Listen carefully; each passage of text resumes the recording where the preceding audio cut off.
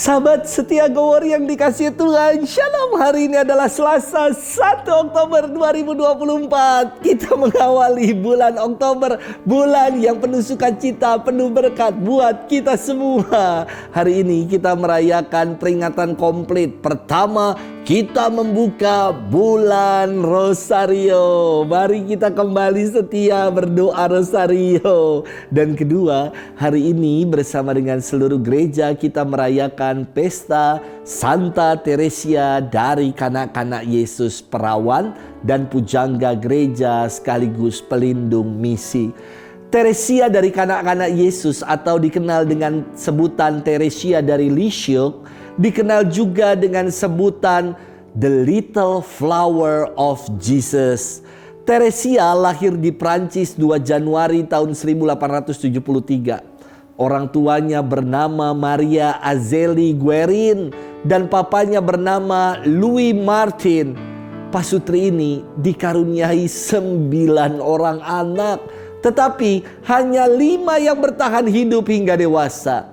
Istimewanya, kelima orang anak ini semuanya putri dan kelima-limanya menjadi biarawati. Luar biasa sekali. Ketika Teresia berumur 9 tahun, kakaknya yang bernama Pauline memasuki biara Karmelit di Lisieux.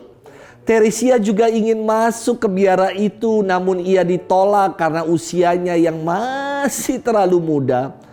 Ketika berusia 15 tahun, atas izin khusus dari Bapa Suci, dari Paus, ia diizinkan masuk biara Karmelit di Lisieux. Teresia memperkenalkan sebuah jalan kecil yang disebut jalan cinta. Ia mengatakan, Tuhan tidak menginginkan kita melakukan ini ataupun itu. Yang ia inginkan adalah kita mencintainya. Istimewa sekali. Hanya 9 tahun lamanya Teresia menjadi biarawati dan ia terserang penyakit TB, tuberkulosis, dan meninggal pada 30 September tahun 1897 di usianya 24 tahun. Hari ini kita akan bersama-sama merenungkan firman Tuhan yang diambil dari Injil Matius 18 ayat 1 sampai dengan 5. Kita siapkan hati kita. Haleluya, haleluya, haleluya.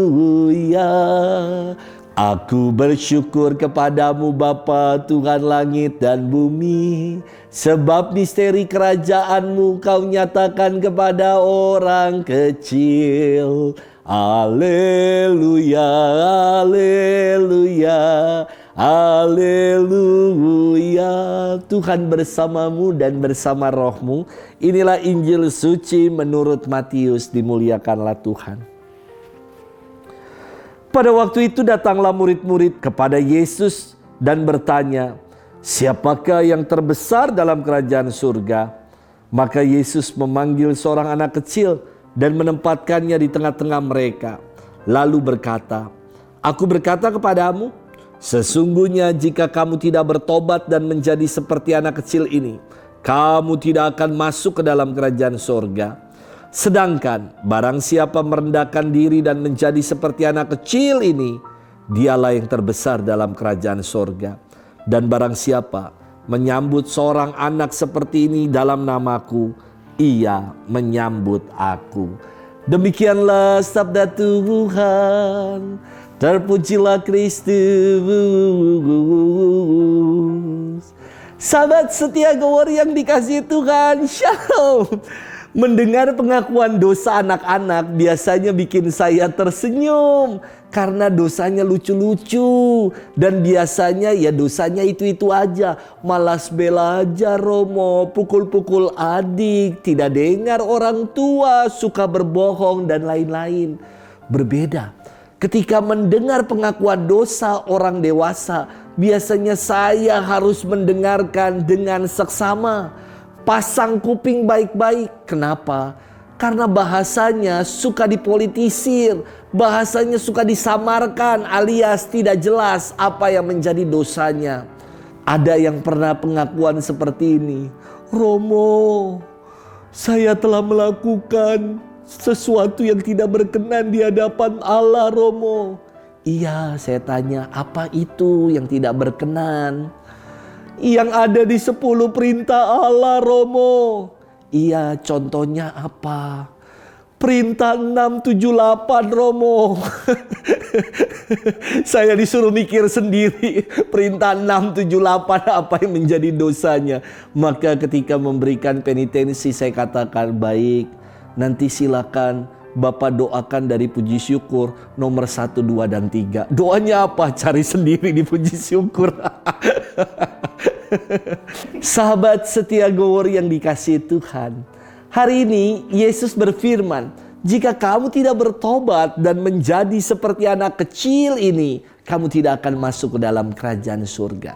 Mengapa pengalaman pertobatan disejajarkan dengan menjadi seperti anak kecil? Pertama, sebagaimana seorang anak kecil mengandalkan orang tuanya, demikian pula orang yang bertobat hanya mau mengandalkan Allah dalam hidup.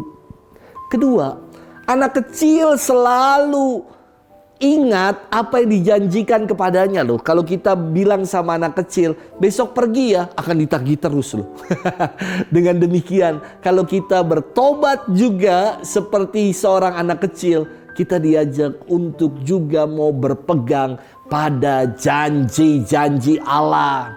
Dan yang ketiga, keutamaan seorang anak kecil adalah mereka pribadi yang polos, pribadi yang terbuka, tidak menyimpan dendam, dan pribadi yang rendah hati.